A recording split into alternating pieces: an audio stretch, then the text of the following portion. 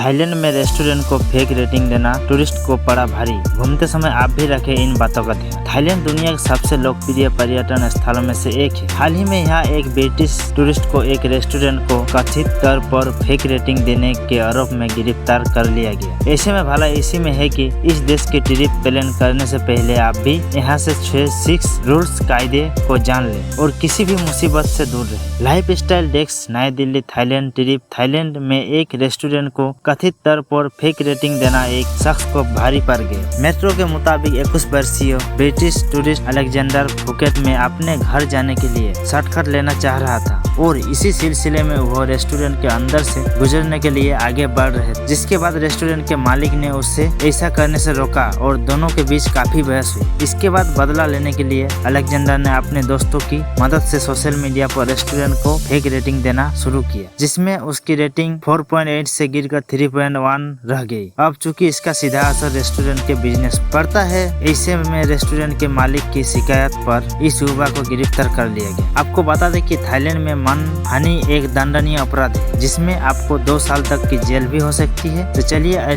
इस आर्टिकल में आपको ऐसे 6 रूल्स के बारे में बताते हैं, जिसके अनदेखी करना इस देश में आपको बड़ी मुसीबत में डाल सकता है। तो शुरू करने से पहले आप लोग से मैं एक ही रिक्वेस्ट करना चाहता हूँ, अगर नए हैं तो चैनल को लाइक, शेयर एंड सब्सक्राइब कर दीजिए। तो चलिए स्टार्ट करते हैं। पहला नंबर का थाईलैंड में मानहानि कानून। थाईलैंड में मानहानि एक दंडनीय अपराध है। अगर आप यहाँ ऑफलाइन या ऑनलाइन किसी भी रूप में कोई गलत बयानबाजी किए में दोषी पाए जाते हैं, जिसमें सामने वाले की प्रतिष्ठा को नुकसान पहुँच सकता है, तो ऐसे में दंड सहित की धारा 328 के मुताबिक जुर्माना या 2 साल तक की जेल या फिर दोनों ही हो सकता है। दूसरा नंबर के नाइट लाइफ बन सकती है मुसीबत। थाईलैंड की नाइट लाइफ एंजॉय कराना कोई विदेशियों का सपना होता है, लेकिन ध्यान रहे कि ऐसे में यहाँ कोई तरह के लोग सड़कों पर निकलते हैं और किसी भी लालच या मस्ती में फंसकर भी खुद को बड़ी मुसीबत में डाल सकते हैं। यहाँ अवैध ड्रग्स के सेवन, इन्हें रखने और तरक्की करने पर गंभीर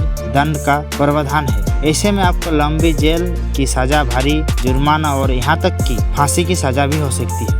तीसरा नंबर का पब्लिक प्लेस पर गलत इशारे। थाईलैंड में सार्वजनिक जगह पर गलत इशारा करना आपको भारी पड़ सकता है। अगर आप भी यहाँ की ट्रिप प्लान कर रहे हैं या इस बारे में सोच रहे हैं, तो जान ले कि ऐसा करने पर आपको ऊपर भारी जुर्माना लग सकता है। साथ ही यहाँ के लोग हाथ मिलाने को भी यही नहीं मानते हैं। ऐसे में आप हाथ जोड़कर लोगों को अभिनंदन कर सकते हैं। चौथा नंबर धार्मिक स्थल पर पहनावा। थाईलैंड में भगवान बुद्ध से जुड़े कोई धार्मिक स्थल मौजूद है। ऐसे में आप यहाँ विजिट करते समय पहनावे का खास ध्यान रखिए। बता दे, शर्ट्स टॉप या मिनी स्कर्ट जैसे कपड़ों के साथ आप यहाँ प्रवेश नहीं कर सकते और ऐसा करने पर कानूनी परेशानियों का सामना भी करना पड़ सकता है, क्योंकि यह इसे धार्मिक स्थल का अपमान माना जाता है। 5 नंबर का वृद्धि प्रतिमा का अनादर ना करें। थाईलैंड में ज्यादातर लोग बुद्ध धर्म का पालन करते हैं। ऐसे में आप इस बात का ख्याल रखें कि जाने अनजाने आपसे भगवान बुद्ध का प्रतिमा का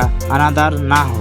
प्रतिमा की ओर भूलकर भी पैर ना पसारे और घूमने फिरने के दौरान अगर आप प्रतिमा देखें तो इसके साथ सेल्फी लेने से बचें, क्योंकि बुद्ध को पीठ दिखाकर तस्वीर लेना भी यहाँ बहुत गलत माना जाता है और आपको इसके लिए कानूनी चुनौतियों का सामना भी करना पड़ सकता है। 6 नंबर पर भिक्षुओं का सम्मान। थाईलैंड में बड़ी संख्या में आपको वृद्ध भिक्षुक नजर आ जाएंगे। ऐसे में आप इस बात का ख्याल रखें कि उनका अपमान किसी भी सूरत में ना हो। थाईलैंड में आप इनसे दूरी बनाकर रखें और इन्हें सम्मान की नजरों से ही देखें। बता दें, यहाँ भिक्षुओं के साथ शारीरिक संबंध बनाने की मनाही है और इसका पालन पुरुषों और महिला दोनों को ही करना होता है। अगर आप थाईलैंड जाना चाहते हैं तो ये 6 नियम आप अपना ले, नहीं तो आपको बहुत भारी जुर्माना या सजा भी मिल सकता है। तो आज का वीडियो इतना ही, फिर मिलते हैं नेक्स्ट वीडियो में। जय हिंद, वंदे मातरम।